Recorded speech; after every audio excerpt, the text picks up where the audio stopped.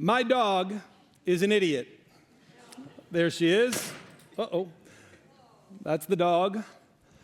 She, I'll prove it to you. She's cute, but she's messed up. We were playing in our living room the other day, and my mother was there, so she can attest to this. We were rolling her ball around and playing, and it rolled up against the little linen closet door that, it's right between our bedroom and the living room.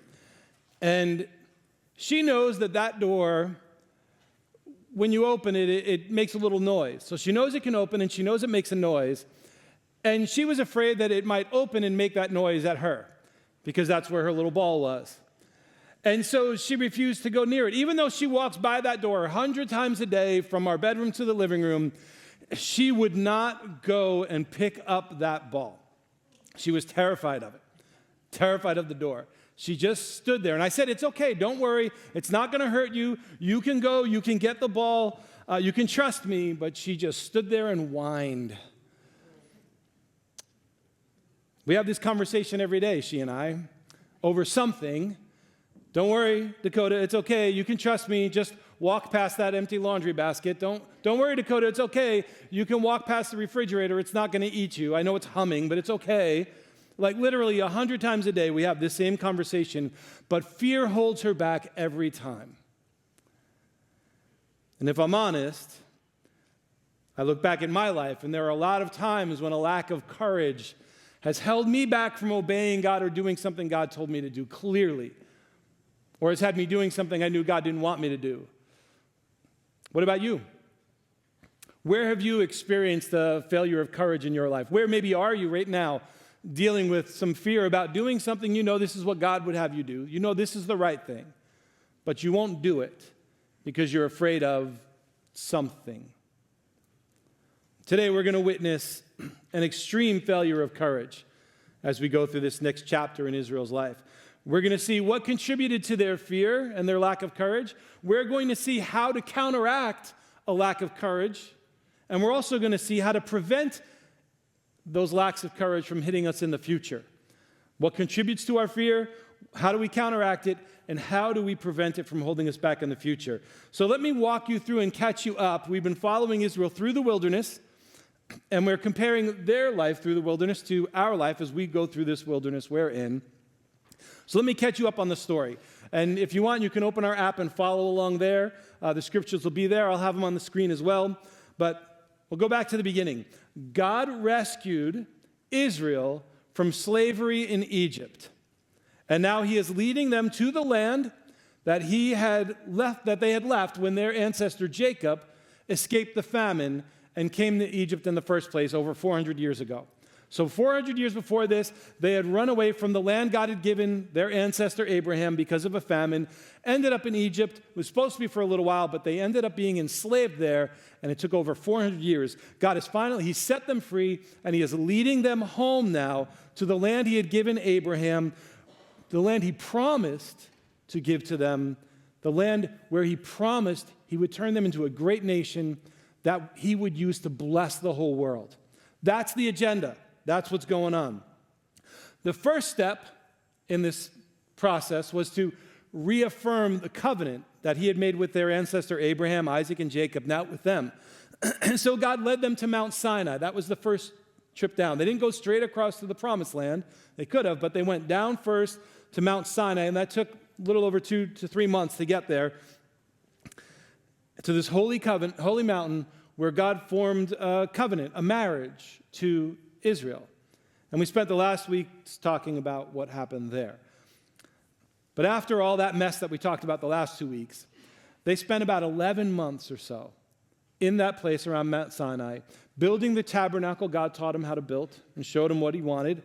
And that tabernacle would be this big tent that looked like the Garden of Eden. It was kind of a replica of that. And it was a Holy of Holies place where God's presence could dwell and be among them without destroying them. So that's what they spent those 11 months doing, is building all of that, getting all that together. Now, after those 11 months, God's presence lifts up off the tabernacle, and basically he's telling them it is time to move out. It is time to finish this journey and get to the promised land. And so they pack everything up. They head out for this final stretch of the journey through the wilderness to the promised land. The trip from Mount Sinai to the southern border of the Promised Land should have taken about 11 days. Should have taken 11 days. It took a year. But we're going to skip past that year today. Suffice it to say, if you read through those chapters in between where we left last week and today, you'll discover one of the reasons why it takes them a year instead of just 11 days is because they fall right back into grumbling and complaining and all the same drama. They complain just generally, oh, we don't like this trip. They complain, oh, we're getting tired of manna. We want some meat to eat. They complain, and when they complain, they rebel against God. They even had an incident where Moses' own brother and sister rebel against him and turn on him. And so all this drama, all that stuff slows them down. It takes them a year to get from Mount Sinai, where they had that covenant made with God, to now a place called Kadesh Barnea, which is the southern border of the Promised Land. And as they get there, they stand and they look out at all the land God is giving them. And this is what Moses says to them. Just picture them at like a big doorway. It's not, they're in the wilderness still, but just picture a big door there. And go through this door, and we are now in the land God has given us. And this is what Moses says. He says, see, the Lord your God has set the land before you. Go up, take possession, as the Lord, the God of your fathers, has told you. Do not fear or be dismayed. Take courage. There they are, right on the doorstep.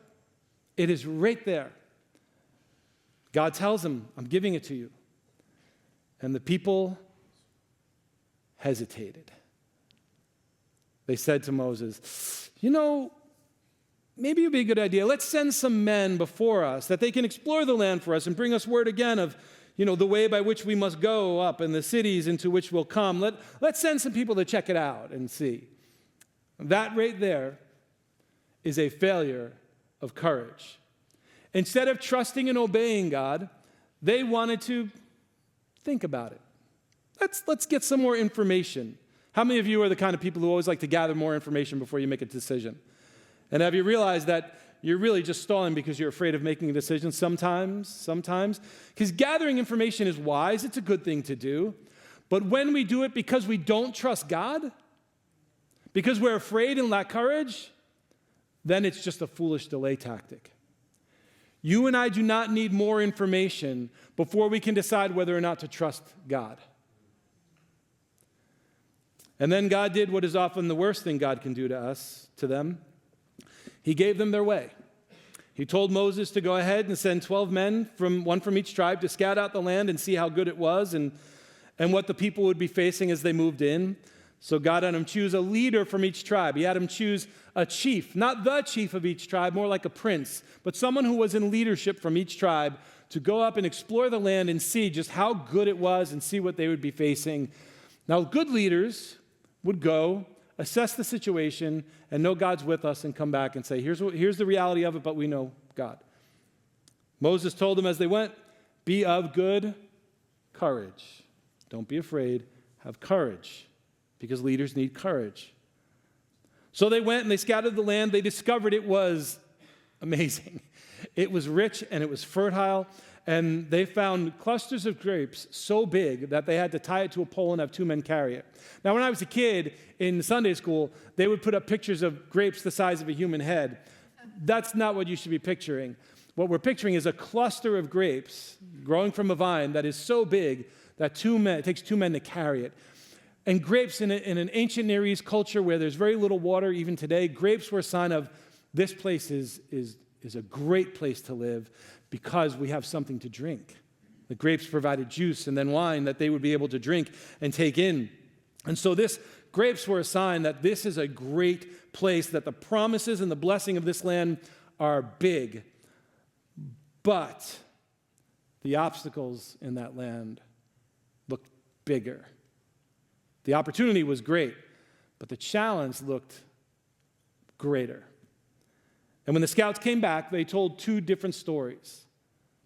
10 of them told this story. They said, we came to the land to which you sent us.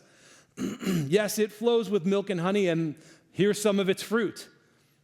However, the people who dwell in that land are strong, their cities are fortified and very large, and besides, we saw the descendants of Anak there. Anak was a giant, a race of or a tribe of giant people, really, really tall people. And the Amalekites dwell in the land of the Negeb, and the Hittites and the Jebusites and the Amorites dwell in the hill country. The Canaanites dwell by the sea along the Jordan. We are not able to go up against these people. They are stronger than we are. The land, though, through which we have gone to spy it out, it's a land that devours its inhabitants. And all the people that we saw in it are of great height. And there we saw the Nephilim, the sons of Anak, who come from the Nephilim. And we seemed to ourselves to be as small as a grasshopper, and to them, they thought we were as small as grasshoppers too. And that terrified the people, especially the last part about the Nephilim. The Nephilim are from way back in Genesis 6. A lot of people debate about who they are and what they were. Evidently, they're a race of men who were in some way the offspring of what we would often call like fallen angels and humans. And in some way, they are a race that spawned from some relationship there, and they were a race of huge people who were brutal and violent and immoral and impossible to stand against in battle. No one could stand up to them. They were, if you go back to Genesis 6 and read through all that, they were the direct reason that God sent the flood to destroy the Nephilim and stop the impact they were having on humanity. And so, they say, they see tall people there, and they then spread a rumor. The Nephilim weren't really there. That's not true. They saw people in the Promised Land who were very tall and imposing, and that scared them. And in their fear, they decided, you know what we should do? Let's exaggerate this a little bit. And this is simply the attempt of men who lack courage to make themselves feel better by spreading their fear to others. And it worked. Immediately, the whole nation of Israel did their best impression of a little girl who just fell face first in the playground without catching herself on her hands, just boom, right on her face. And they cried, and they cried. And here's what they said. They said, would that we had died in the land of Egypt. We should have just died back in Egypt. Or it would have been better if we had died in this wilderness. Why is the Lord bringing us into this land? To fall by the sword? Our wives, our little ones, they're going to become prey. Wouldn't it be better for us to go back to Egypt? And then they said to one another, you know what? Let's just choose a leader and go back to Egypt. It's not that far away, actually. It's probably less than a month to travel and get there, if they just go straight. Moses and Aaron hear what they're all saying. They fall on their faces. They must be weeping. And then the two other scouts who hadn't spoken up yet, they speak up, and they tell the story from their perspective, what they saw. This is what it says in Exodus 14:6. And Joshua, the son of Nun, and Caleb, the son of Jephunneh, who were among those who spied out the land, they tore their clothes in grief and anguish. And they said to all the congregation of all the people of Israel, the land that we passed through to spy it out is an exceedingly good land. If the Lord delights in us, he'll bring us into this land and give it to us, a land that flows with milk and honey. Only do not rebel against the Lord. And do not fear the people of this land, because they're bread for us. Their protection is removed from them, and the Lord is with us. Do not fear them. Now, you've seen enough movies to know how this scene goes, this picture goes, where a group of people are facing an enemy, and they don't see any way to escape and any way to win, and it seems like certain death. And then a hero stands up, gives the heroic speech, and everyone starts to just get their courage lifted up, and they're like, yes, we can do this. And then they go. But this isn't a movie. This isn't a fairy tale or a fable or just some fictional story. This is real life we're looking at here. And in real life, fear often wins. And so all the people who hear Caleb and Joshua saying, no, we can do this, just don't turn on the Lord, they begin picking up stones. And they're ready to throw them at Caleb and Joshua and kill them. And probably Moses and Aaron too. Because cowards would rather kill the courageous than face their fear. The coward inside of me would rather kill the courageous person inside of me who trusts God than face my fear. But God intervened. It says in verse 10, the glory of the Lord appeared at the tent of meeting to all the people of Israel. God showed up and made himself known, and they all froze in their tracks at the revelation of the presence of God, and they shrank back. And now we're going to get to see kind of what we saw last week, another one of these conversations between Moses and God. We saw a couple of them last week. And these are conversations that Moses has with God, and they are there to help us understand who God is. They reveal God's character. But just remember what we said last week. With these conversations between Moses and God, it's not about where they begin, it's where they end that reveals the full character of God. And so the conversation starts by God saying to Moses, how long will these people despise me? How long will they not believe in me in spite of all the signs I have done among them? I'm going to strike them with a pestilence, and I'm going to disinherit them. I'm going to divorce them, and I will make of you a nation greater and mightier than they. And then Moses, his part in this conversation is to remind God.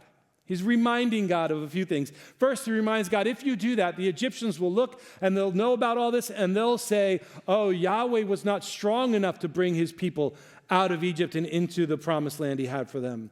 And then he reminds God of the promise that God made when they had that covenant ceremony together back at Sinai, when God declared about himself this. Moses says, and now please let the power of the Lord be great as you have promised, saying, the Lord is slow to anger, abounding in steadfast love, forgiving iniquity and transgression. But he will by no means clear the guilty, visiting the iniquity of the fathers on the children to the third and fourth generation. Please, Lord, pardon the iniquity of this people according to the greatness of your steadfast love. Not according to what they deserve, according to the greatness of your steadfast love, just as you have forgiven this people pretty much every day from Egypt until this point. Moses leaned on the truth of God's unchanging character, that God is just and God abounds in steadfast love, mercy. And so in the end, we see God's true colors here. God shows them both beautiful mercy and also justice. In his mercy, he does not destroy or abandon his people, the people of Israel who rebelled against him yet again.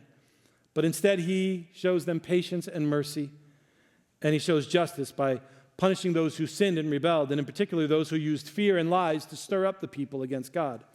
So the 10 scouts who stirred up the people against God, they became sick and died.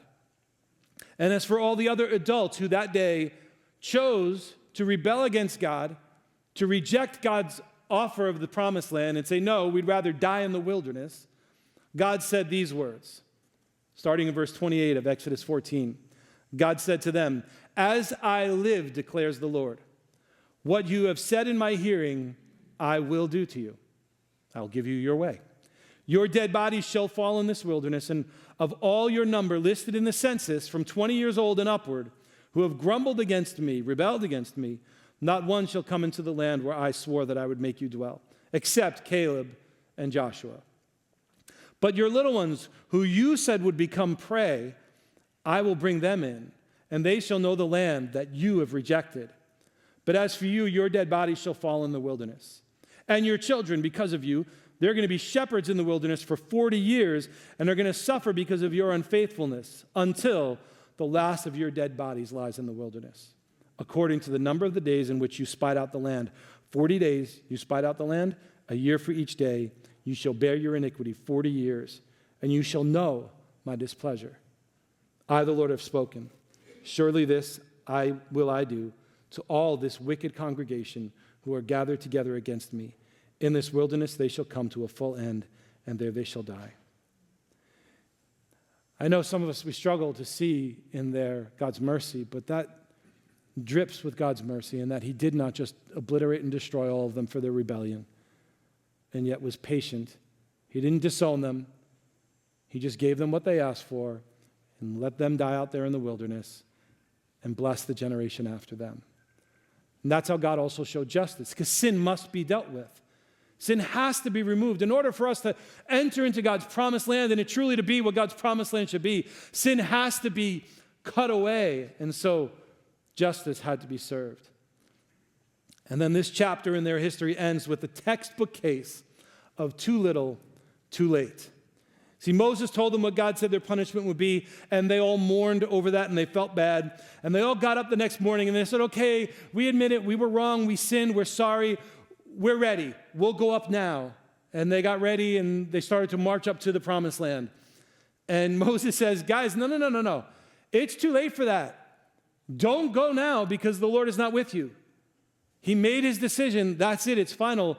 If you go up now, you're just going to get killed there because God's not going with you.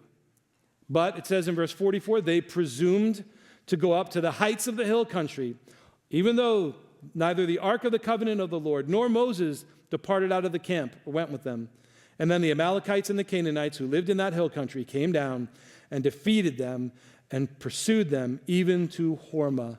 So they got killed, they got chased away, all the way to a place called Hormah. By the way, the word Hormah means devoted to destruction, which is the punishment their disobedience had earned them, which is the punishment that their false courage now, courage absent God's presence, earned them. Destruction is what you get when you have courage without God. And I wanted to take the time to tell you all that story today. I know that was a big chunk of our time together because some of you have heard that story so many times that you've forgotten it. And here's what I mean by that. We hear stories that we've heard before, and immediately our mind says, oh, I know that, I recognize that, and we stop paying attention. And when you stop paying attention, you stop learning what God's word has for you to learn. And so we need to absorb that whole story and take in its lessons. And some of you, maybe you've never actually heard that whole story. You need to go back and reread today after we're done, Exodus 13 and 14. Soak it in, because there's new lessons here. And God has put two lessons on my heart to draw out for us today, two ideas that I think we need to really focus on. The first one is about why the obstacles seem so much greater than God's promises.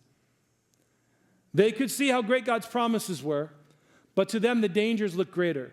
You and I, we can see through God's word how great God's promises are about new creation and how beautiful and wonderful that new creation will be, where there is no more sickness, pain, or death to break our relationship with God or with others or with ourselves. We can see the beauty of what God's doing, but the obstacles of this life, of this wilderness life we are living in, they seem greater, stronger, bigger than God's promises.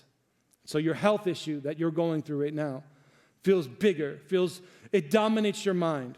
Your financial problem is like a mountain, and it feels like a giant chasing you to bite your head off. Your family issue, your issue with your boss, your coworker, your spouse, your boyfriend, your girlfriend, they loom large. They consume your mind. They consume your days, your energy. All is focused on that, and it seems so big. And if we're honest, we got to admit, we spend most of our time worrying about these big problems we have and not seeing God's promise. I mentioned last week that our church, we know we've been facing a financial mountain for a long time now. We've got a mortgage that is still almost $2.8 million on it still over the next 21 years. And they just trying to hike up our interest rate now. It's going to make it even harder. And you say, oh, well, you could do what the car salesmen do. Carve it in the monthly payments. It won't feel so bad. Well, no, that makes it worse because now you only have 30 days to get whatever that payment amount is done, and it just feels huge and demoralizing, and it feels like a huge obstacle. It feels like nothing is bigger than that sometimes. And I always worry about talking about it in church because I don't want people to think, oh, that's the huge thing we're dealing with. Huge issues in our lives get our attention. But what if they're not as huge as we think they are? How many of you know what forced perspective is? Have you heard of this? I guarantee you've seen it. Anybody ever watched Lord of the Rings, the movies? The Lord of the Rings made this technique famous. So here's a picture of Ian McKellen and Elijah Wood together as their characters, Gandalf and Frodo. So Gandalf looks at least twice as big as Frodo there in that picture. Now, here are those same two people, those actors, side by side in real life. The guy playing Gandalf, he's bigger, but he's not twice as big. How do they do it?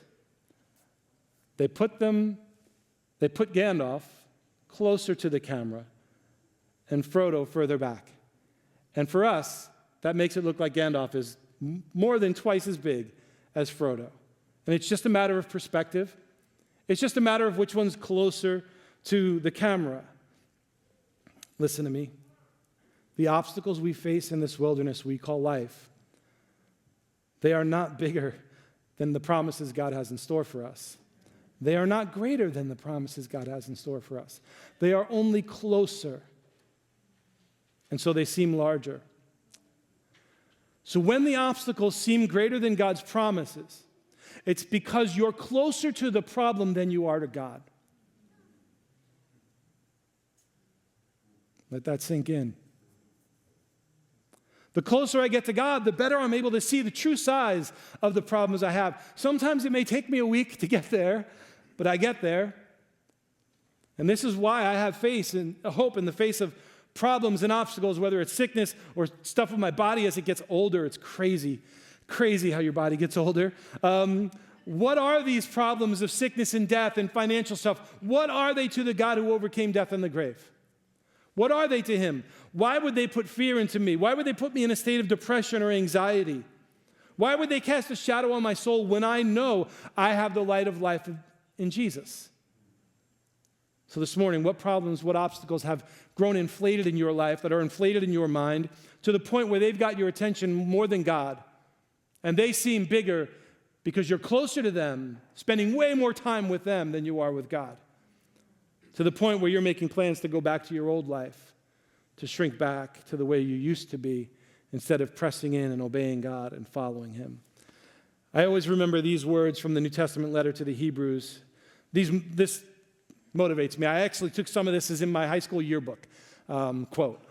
It says, "Therefore, do not throw away your confidence, your courage, which has great reward, for you have need of endurance, so that after you have done the will of God, you may receive what is promised. Because," now he quotes, "yet a little while, and the coming one will come and will not delay." Jesus is coming. "But my righteous one shall live by faith. And if he shrinks back, my soul will have no pleasure in him." But, this he now says with conviction, to encourage these Christians he's writing to who have seen their brothers and sisters taken and ripped apart by lions, seen their brothers and sisters cut in two, this is what he writes to them. We are not the kind of people who shrink back and are destroyed the way they did in Israel. We are of those who have faith and preserve their souls. So, what kind of people are we? Don't shrink back the way they did. Hold on to your confidence, your courage. But in order to do that, you and I need to know, we need to remember where courage comes from. Because I think one of the worst things we could all do today is walk out of here and say, yeah, I'm going to muster up some more courage. And so here's the second thing that God put on my heart to call out from this part of Israel's journey through the wilderness. When Israel realized they were wrong and they had sinned and they had messed up, they did what you and I often tried to do. They tried to prove their courage to God in order to win back God's presence. Okay, God, I'll do this thing for you so you know I trust you. And you know that, I mean it, and I'm going to be faithful this time. And so they headed up into the promised land, presuming that their act of courage would then win them God's presence and God's favor and God's help. God, I'm going to do this thing because, I should do this thing. I don't want to die in the wilderness, so I'll go for option B because that seems better. I'm going to do this thing that seems better to me. And look, I'm being courageous, God, so you're going to sweep in now, right? Moses warned them, that is not how it works. But they wouldn't listen, and it cost many of them their lives. Courageously doing things God didn't tell you to do is not going to win you points with God. I spent a lot of time thinking about that this week. How many times in my life I'm just going to go do that thing. I'm going to do it courageously. But was it the thing God asked me to do? God, look how courageously I'm doing this thing. And meanwhile, God's saying, yeah, but I told you to go do that. I told you to go fix your marriage. I told you to go care for that neighbor down the street. I told you to go be a missionary wherever God told you to go be a missionary. That's what I've asked you to do.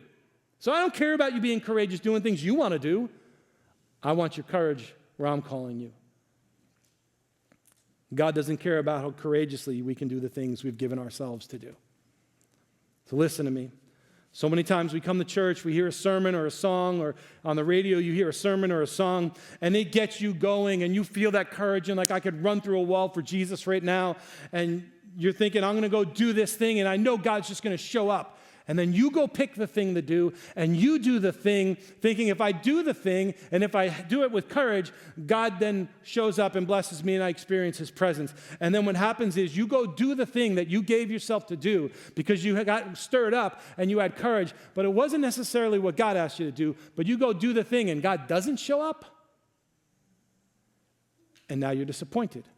and now you're discouraged. And you're like, God, where were you? Are you a liar?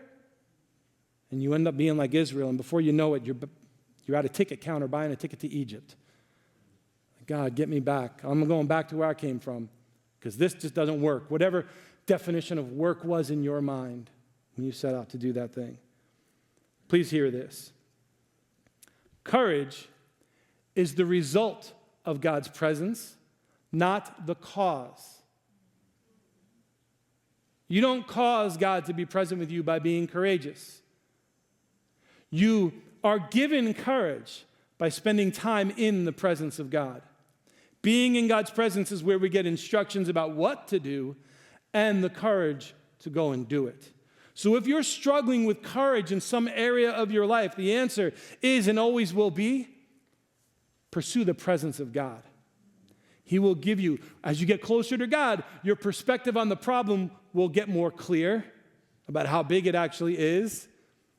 And also, you will find God leading you and giving you clarity and courage for what He wants you to do in that moment. Through prayer, through God's word, through fellowship, worship, gathering with others. Get close to God because courage is the result of God's presence. It's not the cause. Courage is a response to God's presence. I went looking for a way to illustrate this to you, and I came across this story I want you to watch real quick. It's just a couple minutes long. It is the tallest 20 inches in sports. The distance between a diving board and the surface of the water can feel like half a body length, especially when it's half your body length. Which is why, all summer long, 4-year-old Dylan Stick has been cheating the system, gradually lowering himself into the water like a fragile egg. Enter 95-year-old Daniel Biss. They drafted me. Daniel was in the Air Force during World War II in Korea. Radio operator. He knows a thing or two about fear and bravery. So when he saw this neighborhood kid at a family pool party in Canton, Ohio, and heard everyone trying to coax him off the board, He just wouldn't go.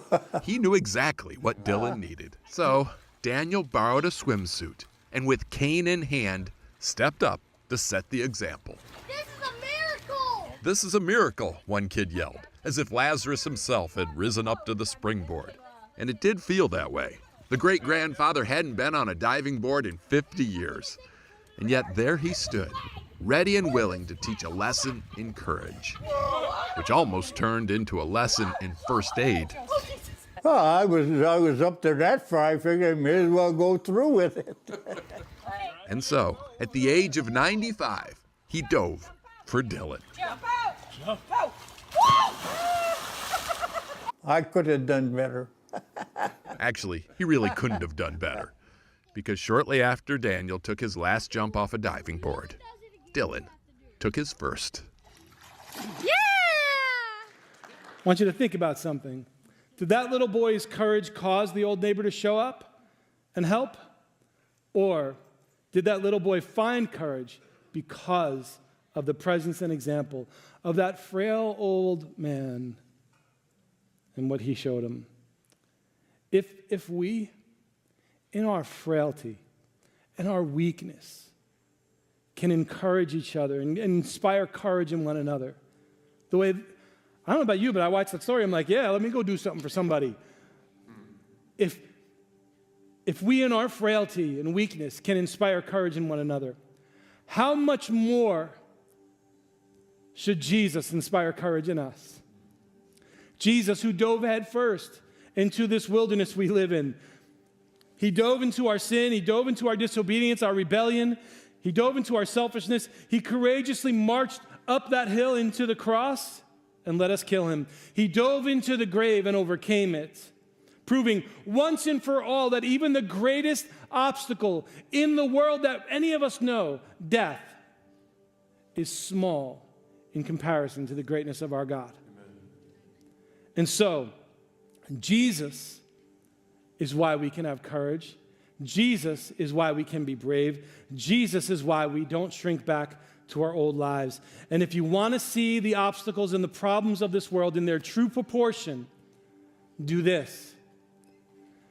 Less time focusing on them, more time in the presence of God. Draw closer to Jesus than you are to them, and He will make you brave. Stand with me and sing the song.